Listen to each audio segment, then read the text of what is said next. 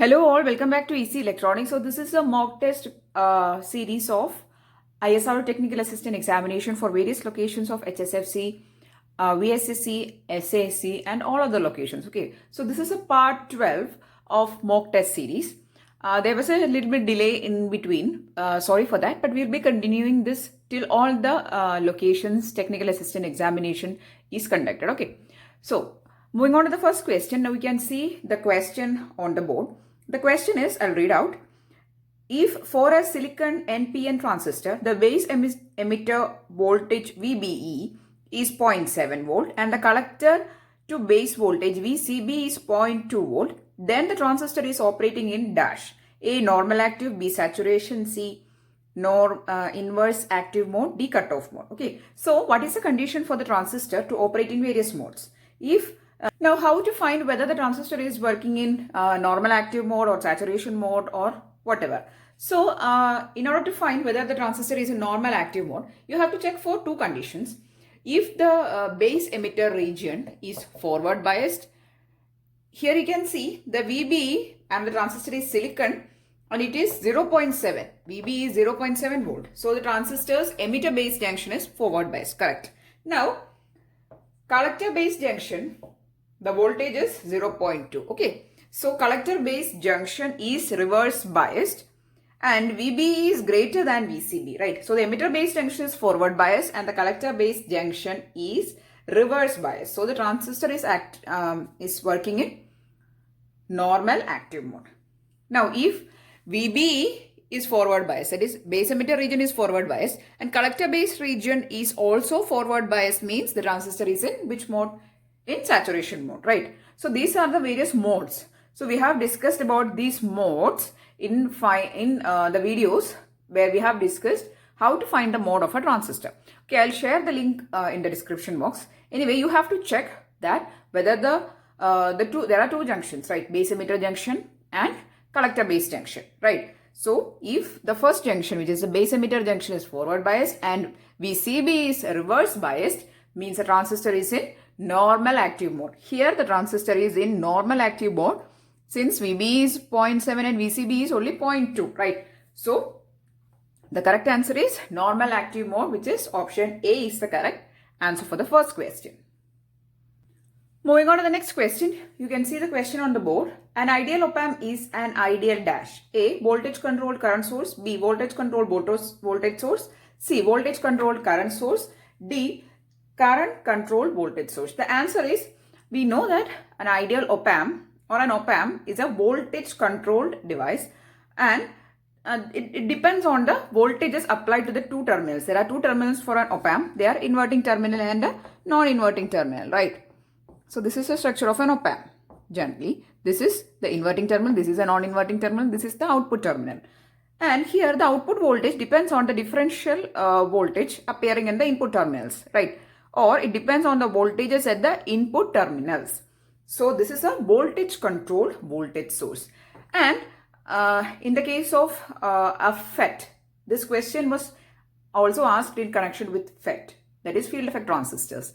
There it is a voltage controlled current source, right? That is the drain current depends on the input voltage, which is a gate source voltage. Okay, so I'm going to connect these two questions.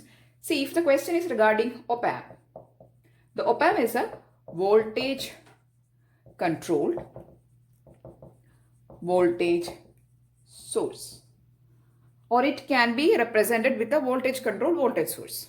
Then a FET is a voltage controlled current source. Why? Because the drain current ID depends on the VGS or the gate source voltage, right? So whenever you are attempting these type of questions, always try to connect the similar questions. Then it is very easy for you to remember these questions in mind. Anyway, here for this question, the correct answer is option B is the correct answer, voltage controlled voltage source.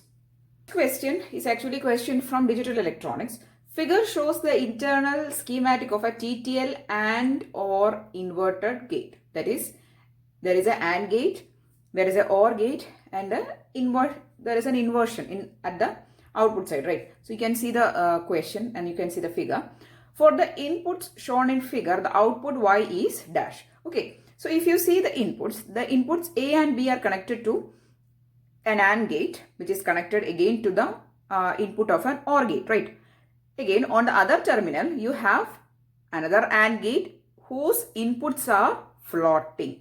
Now, if a terminal is floating, means it is having a logic 1. Okay, floating means it is at logic 1. So, for that floating inputs, it will have a output 1. Okay, now when you find the output of this entire circuit, now you can write the expression for Y as Y is equal to AB, that is the first input coming to the OR gate, right? Then the next input is actually 1. Okay, because that AND gate will produce a 1 since the inputs are floating. Okay, now AB plus 1, the whole complement, it will be, and if you take De Morgan's law, it will be AB bar into 1 bar is 0, right? So it will be AB bar into 0 and it is equal to 0. So the output Y for this logic gate, that is for an AOI gate, it is AND OR inversion.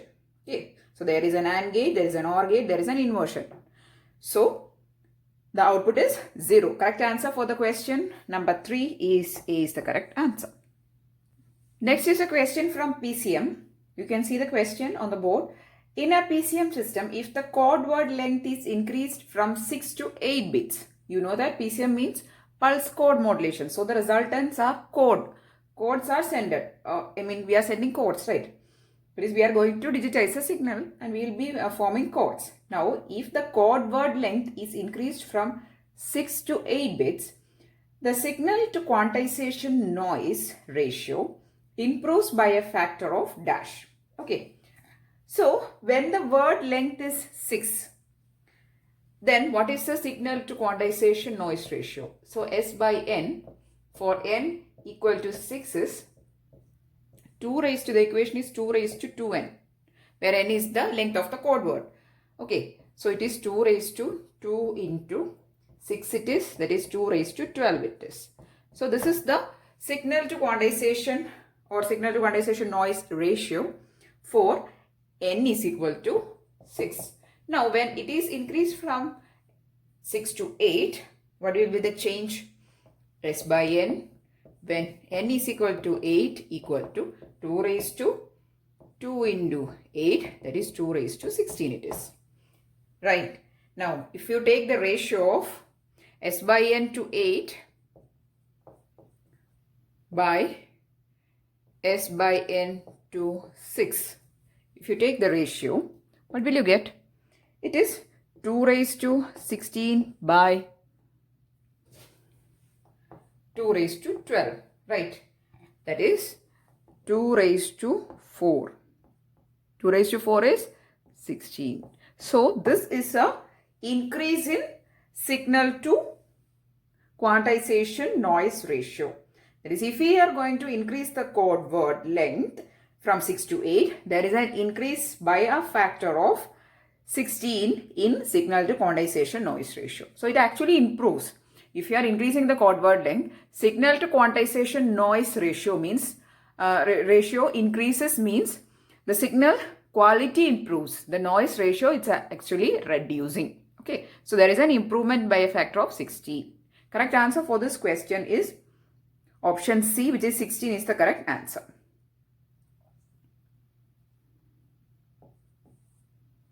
Question is from electromagnetic theory. A lossless transmission line is terminated with a load which reflects a part of the incident power. The measured VSWR is 2. The percentage of power that is reflected back is dash. Okay, we know that VSWR or reflections is happening and some power will be reflected back to the source side, right? So that is actually creating standing waves, and that creates VSWR or voltage standing wave ratio. Now, if the VSWR is 2, what is the power which is reflected back? That we need to find. Okay, So VSWR is 2. Now if VSWR is 2, what is the reflection coefficient? We know that VSWR is equal to 1 minus mod tau by 1 plus mod tau, right? So this is equal to 2. Now from this we can find that mod tau is obtained as 1 by 3. So if you solve this, you will get mod tau as 1 by 3. Now if mod tau is 1 by 3 means reflection coefficient is 1 by 3. So reflection coefficient is actually created due to the reflections. So this is nothing but the ratio of power reflected by power incident, right? That is equal to, and the relation is mod tau square. That is equal to, mod tau square means 1 by 9. Mod tau is 1 by 3. So mod tau square is 1 by 9. So the ratio of power reflected by power incident is 1 by 9. And we can find power reflected is equal to 1 by 9th power incident. Right? Or you can write power incident by 9. Okay. So if this is the relation between the power reflected and power incident, that is out of the incident power, 1 by 9th of the incident power is actually getting reflected back to the source side, okay, due to some mismatch or some impedance mismatch. This is happening. Now this is equal to 1 by 9 means in percentage you can write it as 11.11 percentage of the incident power is getting reflected back. Okay, the question is actually the percentage of power that is reflected back. It is 11.1 percentage. Correct answer is option D is the correct answer. The next question is a sixth question. The longest wavelength that can be absorbed by silicon, which has a band gap of 1.12 eV, is 1.1 micrometer.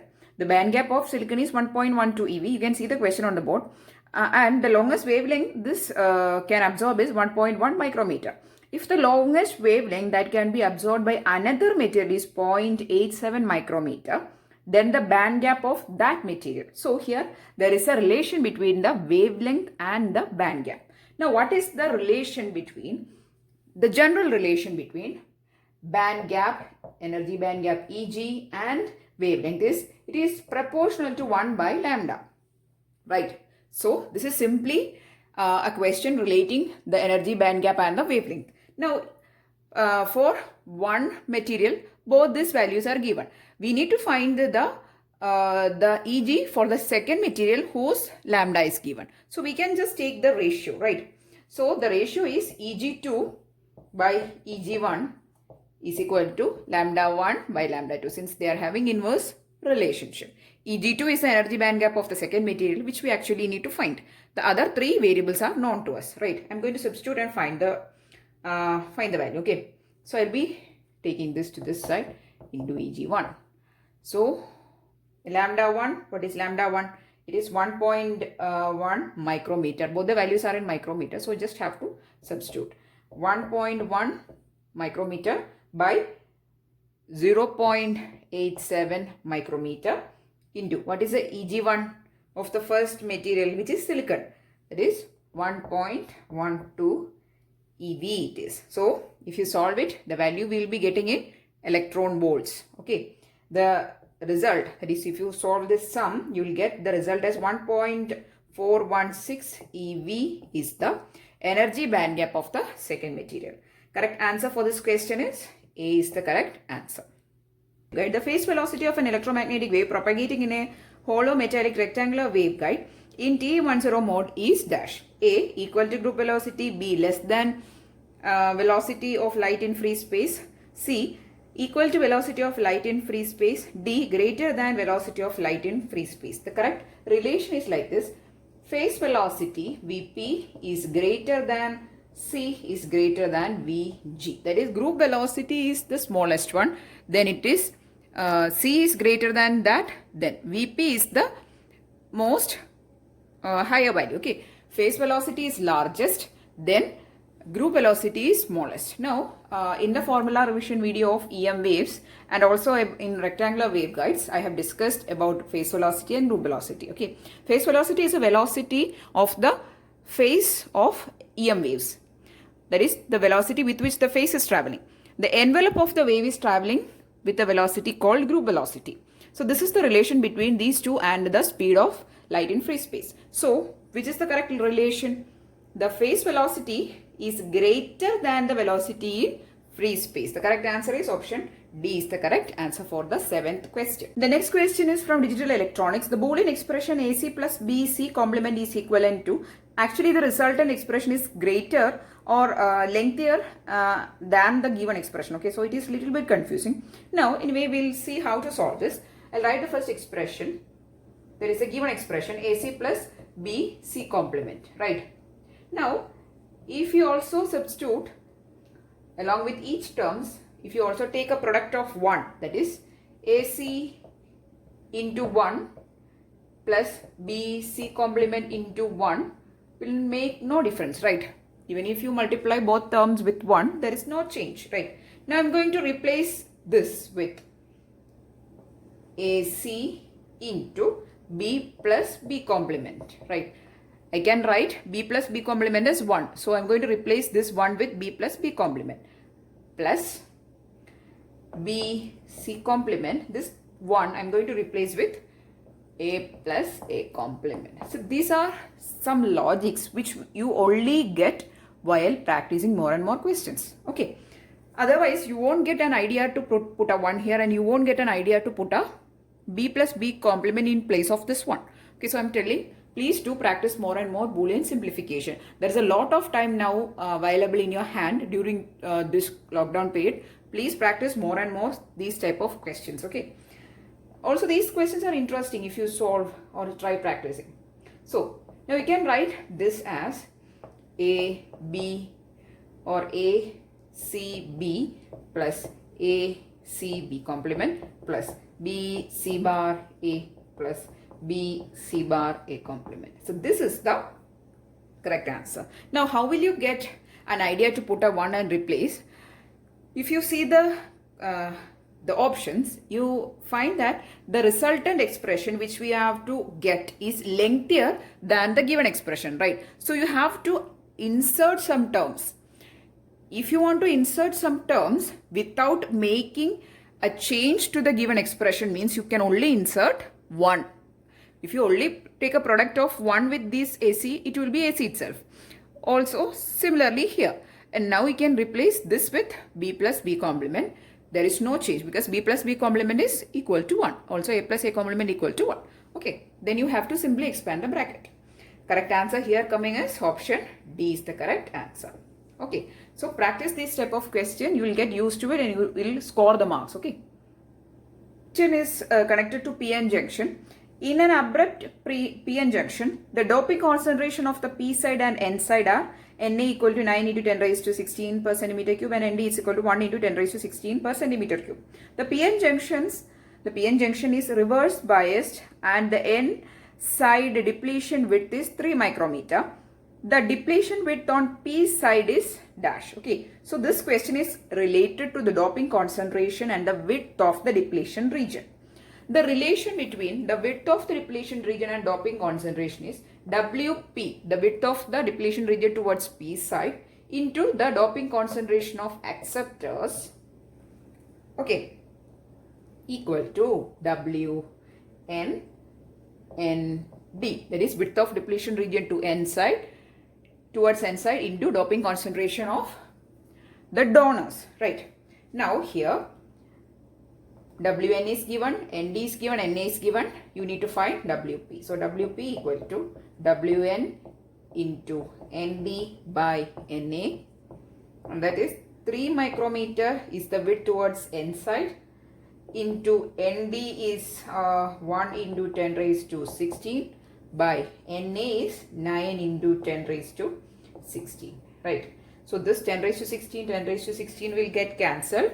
You will get 3 micrometer by 9, which is 0.3 micrometer.